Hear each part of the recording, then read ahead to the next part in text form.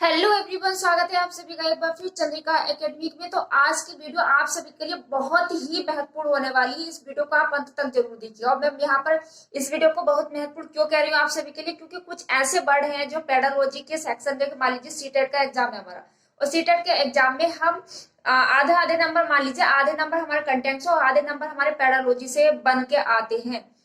75 marks जिसको कहते हैं, मतलब 75 मार्क्स की हमारी टोटल कितनी आ जाती है, पेडालॉजी आती है। और इस पेडालॉजी को बहुत ही आसान तरीके से हम कर सकते हैं। मतलब कि लीजिए ये फ्री के नंबर होते हैं हमारे, अगर हम उस पेडालॉजी को बहुत ही अच्छे से समझ सकें तो इस पेडालॉजी में कुछ ऐसे वर्ड आते हैं या कुछ ऐसे निगेटिव वर्ड आते हैं जिनको देखकर हम समझ नहीं पाते। पहली बात तो उनका अर्थ नहीं समझ पाते। जब अर्थ नहीं समझ पाते तो हमें लगता है कि हाँ ये पॉजिटिव वर्ड होगा, ये सही होगा, इसको ही हम सही कर देते हैं। तो इनको भी देखने के लिए आज आप वीडियो के अंत तक जरूर बने रहिएगा, क्योंकि यहाँ पर वो महत्वपूर्ण वर्ड यहाँ पर बताने जा रही हूँ आप सभी के लिए जो बार बार आपके पेडोलॉजी में आते ही हैं, क्योंकि ये पेडोलॉजी की जान है जिसको हम कह सकते हैं। और इन्हीं को देखकर बच्चे क्वेश्चनों को गलत करते हैं, भर भर के क्वेश्चनों को गलत करते हैं। तो आपको वीडियो में क्या करना, अंत तक बने रहना। और चैनल पर नया है तो चैनल को सब्सक्राइब कर लीजिएगा, लाइक कीजिए, ज्यादा ज्यादा शेयर करके सपोर्ट भी कीजिएगा। ठीक है, तो यहाँ पर 75 नंबर की पैरालॉजी, तो हमें 75 नंबर किस तरीके से लेके आ रहे हैं। 75 नहीं लाते हैं तो 60 तो कंफर्म मांगे, 60 या 65 मार्क्स तो आपके आ जाएंगे पैरालॉजी से। जैसा कि हम पैरालॉजी की बात करें, पैरालॉजी किससे सेंटर्ड होती है, बच्चे से सेंटर्ड होती है। किससे सेंटर्ड होती है, इसलिए मैंने यहाँ पर चाइल्ड सेंटर्ड लिखा हुआ है। वो क्यों होती है, जब भी हम पैरालॉजी को सोल्व करें या इसके क्वेश्चन पढ़कर सोल्व करें या आंसर देने की जब शुरुआत करें, तो हमें सबसे पहले बच्चे को इमेजिनेशन कर लेना चाहिए, बच्चे को बीच में रखना चाहिए उस पेडालॉजी की, तभी उसको सोल्व करना चाहिए। क्योंकि जितनी भी पेडालॉजी आती है, ये सीटर का एग्जाम देते हैं या आगे चल के हम टीचर भी बनते हैं, तो हम किसको पढ़ाएंगे, बच्चे को ही तो पढ़ाएंगे। तो उस बच्चे को किस प्रकार से हमें हैंडल करना है, उसको किस प्रकार से शिक्षा देनी है, वो किस प्रकार से अच्छे से सीखेगा, ये सारा का सारा हम पेडालॉजी के अंतर्गत ही तो सीखते हैं। तो हमें सारा जब पेडालॉजी क्वेश्चन सोल्व करें तो किसको, चाइल्ड सेंटर्ड को या बच्चे को केंद्र में रखना चाहिए, मुख्य बिंदु होना चाहिए। और ना कि जो भी टीचर हो उसको बीच में रखना चाहिए। टीचर को बिल्कुल नहीं है, क्योंकि ये हमारा भगवान है। कौन, बच्चा, ये हमारे गॉड है, ईश्वर है। इसको ही हमें ध्यान में रख के पेडालॉजी सोल्व करनी है, तभी आप अच्छे से 75 के 75 मार्क्स भी लेके आ सकते हो पेडालॉजी में।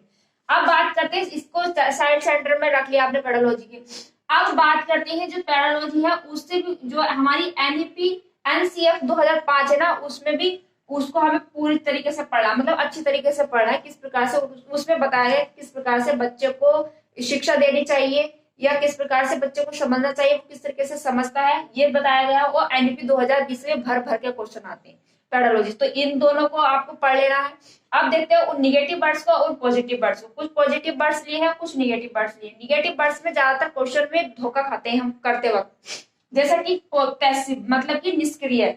जिस काम को हम एक्टिव होकर नहीं करते हैं वो क्या कहलाता है, पैसिव कहलाता है, मतलब निष्क्रिय कहलाता है। मतलब जैसे कि कहते हैं ना, बैठे बैठे खाना, मतलब कुछ नहीं कर रहा है, बस बैठे बैठे खा रहा है, तो क्या हो रहा है, निष्क्रिय हो रहा है। अगर किसी क्वेश्चन में आपको पैसिव वर्ड दिख जाए, मतलब बच्चा एक्टिव ना हो, तो वहां पर पैसिव दिख जाए तो वो आपके लिए निगेटिव वर्ड होगा, तो उसको हमें आंसर नहीं चुनना। अगर उसमें उसमें एक्टिव वर्ड दिख जाए और साथ साथ में सामाजिक या हमारे जीवन के अनुभव भी जुड़ जाए, तो वो हमारा आंसर सही होगा, बगैर सोचे समझे एक्टिव वर्ड। या जहां बच्चा आपको एक्टिव दिखे, किसी चीज को करता हुआ नजर आए, तो आपको वो समझ लिया आंसर 100% सही होगा। क्योंकि क्वेश्चन पेडालॉजी में ऐसे बन के आते हैं, चारों के चारों क्वेश्चन जब हम पढ़ते हैं ना, तो हमें लगता है कि पहला भी सही है, दूसरा भी सही है, तीसरा भी सही है, चौथा भी सही है। कौन सा सही है ये तो बताओ। क्वेश्चन तो सारे, आंसर तो सारे के सारे सही है, कौन सा हमें हैंडल करना, तो हमें उसमें से वो आंसर चुनना है जो बहुत ही मोस्ट प्रोबेबली है कि हाँ ये होना चाहिए, बिल्कुल सही और सटीक आंसर चुनना होता है। क्वेश्चन तो सारे के सारे जो 4 ऑप्शन दे रखे होते हैं वो सारे के सारे हमें लगते हैं सारे सही है, लेकिन उनमें से हमें बेस्ट आंसर चुनना होता है। तो बच्चा जिसमें एक्टिव होगा, खुद इन्वॉल्व होगा, तो वो क्या होगा, हमारा आंसर सही होगा। दूसरा है केवल वर्ड। केवल वर्ड कभी कभी ऐसा होता है कि उस सकारात्मक शब्द के लिए भी यूज होता है और कभी कभी ज्यादातर निगेटिव वर्ड के लिए ही होता है। केवल बच्चे को, केवल यहाँ पर ये पोजीशन दिखाता है कि बच्चे को रोका जा रहा है किसी काम से, कि केवल या केंद्रित करना, किसी चीज के में सीमित बांधना, या वो होता है। तो ये जहां पर वर्ड दिख जाए, मतलब उस क्वेश्चन को पढ़ के समझना, उसके आंसर को समझना। केवल अगर सही सकारात्मक शब्द के लिए दिखाई दे रहा सेंस तो सही है, अगर नहीं है तो नहीं है, तो ये क्या हमारा निगेटिव वर्ड हुआ। तो इसको भी नहीं करना, इसको कहीं देख लिया तो निगेटिव कर लेना। ठीक है, लेकिन हाँ उस शब्द को, उस क्वेश्चन को पढ़ना है, उस ऑप्शन को पढ़ना है, वो कहना क्या जा रहा है। अगर रिगेट भी क्या करना होता है, किसी चीज को एक चीज पर जड़ देना कि नहीं यही है तो यही है, इससे अलग नहीं है। रिगेट हो जाना मतलब रुक जाना किसी चीज पर। तो किसी चीज पर रुकना नहीं सिखाया जाता, हमें क्या होता है फ्लेक्सिबल बनना होता है। क्या होता है फ्लेक्सिबल मन, चेंजेस होना, मोटराइज होना, हमें बदलाव होना हमारे अंदर क्या हो जाता है, होना चाहिए, हमें फ्लेक्सिबल होना चाहिए। हर क्या हम मॉडिफाई कर ले परिस्थिति को देखकर, चेंज को देखकर, तो हमें रिगिड नहीं होना चाहिए, फ्लेक्सिबल होना चाहिए किसी भी चीज के लिए। तो रिगिड भी हमारा क्या निगेटिव वर्ड है। दूसरा स्टैंडर्डाइज, जिसको कहते हैं मानवीकृत, इंसानों के द्वारा जो चली आ रही परंपराएं हैं ना उनको ही दोहराते रहना। जैसे कि फॉर एग्जाम्पल स्कूल में पहले से, बहुत समय से पहले से एक रटंतु तोता वाली क्या चलाई जा रही है, पढ़ाई विधि चलाई जा रही है। टीचर आते हैं, पढ़ा के और चले जाते हैं, फिर 6 महीने बाद एग्जाम हो जाते हैं, उसके बाद फिर हमारे पेपर हो जाते हैं, रिजल्ट आ जाता है। बस यही पद्धति हमारी क्या जा रही है, दोहराई जा रही है बहुत समय से। तो ये क्या होता है, मानवीकृत होता है, क्या स्टैंडर्डाइज कहलाते हैं। तो ये शब्द बहुत बार 2021 के क्वेश्चन 2021 और 2022 में पूछा गया था, लेकिन जब हम स्टैंडर्डाइज का हमने मतलब ही नहीं पता था तो ये क्वेश्चन बहुत ज्यादा गलत भी हुए थे, क्योंकि स्टैंडर्डाइज होता क्या है, इसका मतलब क्या है वो हमें मालूम नहीं था। तो इसको ये क्या है, एक निगेटिव वर्ड है। क्या है, एक निगेटिव वर्ड है, मतलब कि वह परंपरा जो बहुत समय से चलती आ रही है और वो भी वही दोहराई जा रही है, उसमें कोई चेंजेस नहीं है, तो वो क्या कहलाती है, एक गलत चीज कहलाती है। और हमें पहले भी जानते हैं कि समय के साथ चेंज होना ही क्या कहलाता है, परिवर्तन कहलाता है। तो मॉडिफाई मानवीकृत क्या है, ये गलत शब्द है, एक निगेटिव वर्ड है। फिर है फेयर एंड पनिशमेंट। जब भी हम पेडालॉजी को या जब भी बच्चों को हम पढ़ाने की कोशिश करें तो उसको ना ही डराएं और ना ही किसी रूप में सजा दें। पहले तो क्या होता था, पहले बच्चों को मुर्गा बना देते थे, उल्टे हाथों पे पिटाई होती थी, लगाते थे, मुर्गा बनते थे, ये सारे पनिशमेंट दिए जाते थे पहले समय में। लेकिन अब हमें ऐसा नहीं करना है। बच्चे को पढ़ाते वक्त बच्चों को भगवान मानना है और भगवान को कभी मारते नहीं है, ये भी समझ लेना, ठीक है। ना ही मारते हैं ना ही डराते हैं, जैसा वो करेंगे वैसा ही हमें करना पड़ेगा। कभी तुम सोचा हम टीचर हैं इसके तो हम इस पर जोर जमाए, नहीं, वो उल्टा तुम पे जोर जमाएगा। तो हमें ना तो उसको डराना है ना ही पनिशमेंट करना किसी भी रूप में। किसको, बच्चे को। जहां पर ये आ जाए शब्द तो इसको भी क्या करना है, गलत करना है। अब है लेक्चर्स या डेफिनेशन। अगर हम किसी भी चीज को पढ़ाएंगे तो उसके लाइफ जीवन से जोड़कर पढ़ानी चाहिए हमें, ना कि लेक्चर आके क्लास में खड़े हो गए और लेक्चर देके चले गए, उसको समझ में आया नहीं आया इसका कोई मतलब नहीं। तो ऐसा नहीं करना, ना तो लेक्चर देना है ना ही डेफिनेशन। अगर किसी भी चीज की डेफिनेशन दे रहे हो तो पहले एग्जाम्पल दो बच्चे को, पहले समझाओ, फिर उनके जीवन से रिलेट करो, तब जाके क्या करना, पढ़ाना है। तो ये हमारा क्या लेक्चर, नहीं तो हमें लेक्चर देने किसी क्लास में जाके छोटे बच्चों के, और ना ही हमें डेफिनेशन बतानी है किसी को। तो ये भी क्या हमारा एक निगेटिव वर्ड है।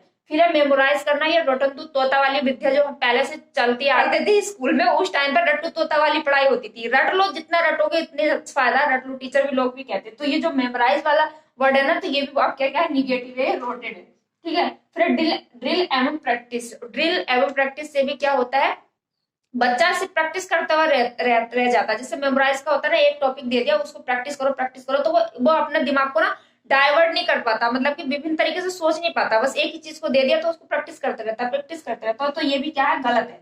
क्या है, एक वर्ड गलत है, निगेटिव है।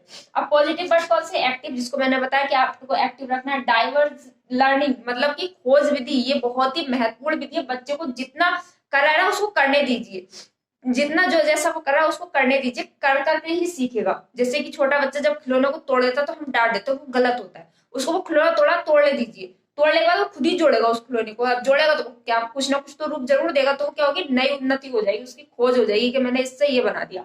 तो उसका डाइवर्ज मतलब खोज लर्निंग हो जाएगी, अधिगम जिसको कहते हैं। फ्लेक्सिबल, हमें कैसा होना चाहिए, फ्लेक्सिबल होना चाहिए।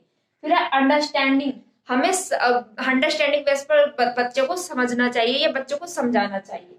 ये हमारा पॉजिटिव वर्ड हुआ। जहां पर आपको मिल जाए ये वर्ड तो वहां पर सही लगा देना। फिर है डाइवर्जेंट थिंकिंग, मतलब कि ये नहीं कि कन्वर्जेंट थिंकिंग, किसी भी चीज को, एक प्रॉब्लम है उस प्रॉब्लम को समझने के लिए हम एक जगह रुक जाए, एक टॉपिक पे रुक जाए कि हमें इसको यही करना है, इसको यही करना है, नहीं, ऐसा नहीं करना। हमें डाइवर्जेंट थिंकिंग अपनानी चाहिए बच्चों को समझाने के लिए। मान लीजिए आपको संज्ञा पढ़ानी है, संज्ञा पढ़ा रहे हो आप, तो उसकी परिभाषा पे अटके हुए हो, बार बार वही दोहरा रहे हो। आप ये नहीं कह रहे कि हम किसी भी हिसाब से, जो हमारे पास चारों ओर जो जिस कमरे में हो वहां पर बहुत सारी चीजें हैं, बच्चे हैं, खिड़कियां हैं, सामने पेड़ भी होंगे, इस हिसाब से भी समझा सकते हो। वो क्या होती है, डाइवर्जेंट थिंकिंग होगी। मतलब एक समस्या को हल करने के अलग अलग तरीके डाइवर्जेंट थिंकिंग के होते हैं। और कन्वर्जेंट थिंकिंग होती है कि एक समस्या को सिर्फ एक ही तरीके से हल किया जाए, तो वो तो गलत है। जब हम डाइवर्जेंट थिंकिंग करेंगे और बच्चे से करवाएंगे तो उसका माइंड क्या होगा, विकसित होगा और ज्यादा सोचने पे वो क्या होगा, अग्रसर होगा। तो हमें क्या करना चाहिए, डाइवर्जेंट थिंकिंग अपनाना चाहिए। इंकरेजिंग, बच्चे को प्रोत्साहित करना चाहिए किसी भी कार्य को करने के लिए। क्या, किसी भी कार्य को बच्चा कर रहा है तो उसको मतलब कि प्रोत्साहित करना चाहिए, हतोत्साहित नहीं करना चाहिए। तो प्रोत्साहित मतलब इंकरेजिंग करना चाहिए, उनको बढ़ावा देना चाहिए, हाँ शाबाश बेटा अच्छा कर रहे हो, करते रहो।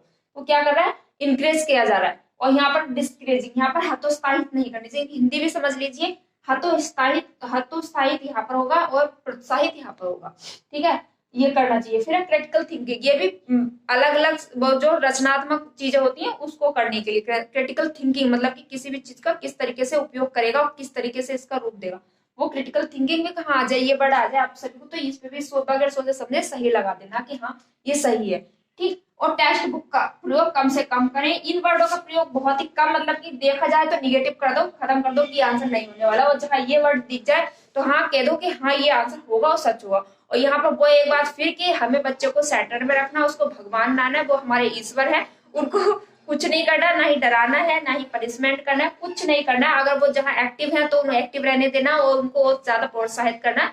ये सारे पॉजिटिव वर्ड हो गए, ये सारे नेगेटिव वर्ड हो गए। तो आज की वीडियो में आपके लिए बस इतना ही था। और कमेंट बॉक्स में कमेंट करके जरूर बताइए आप सभी को ये वीडियो अच्छी लगी या नहीं लगी, फीडबैक देना जरूर जरूर बताइएगा, फीडबैक देकर। और आज की वीडियो बस इतना ही, मिलते हैं नेक्स्ट वीडियो में, तब तक के लिए हंसते रहेगा, मुस्कुराते रहेगा। और हमारे चैनल पर पहली बार आए हैं तो आप चैनल को सब्सक्राइब कर लीजिए, लाइक कीजिए और ज्यादा से ज्यादा शेयर करके सपोर्ट भी कीजिएगा। जय हिंद, वंदे मातरम।